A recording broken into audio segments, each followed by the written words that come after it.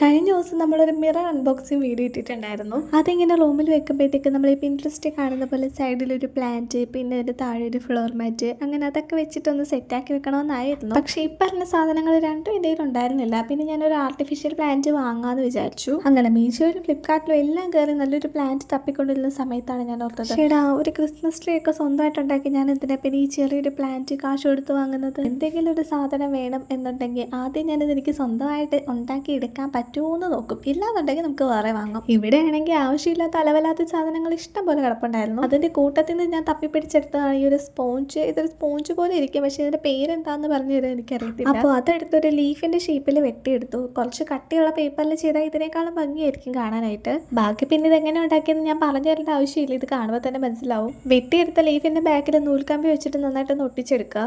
പിന്നെ ഇതൊന്ന് ട്വിസ്റ്റ് ചെയ്തെടുത്താൽ മതി. ശരിക്കും ഞാൻ ഇത് വെച്ച് വേറൊരു ടൈപ്പ് ലീഫ് ചെയ്യാനാണ് ഉദ്ദേശിച്ചത്, പക്ഷെ ചെയ്തു വന്നപ്പോൾ ഇതൊരുമാതിരി പ്ലാവില പോലെ ആയിപ്പോയി.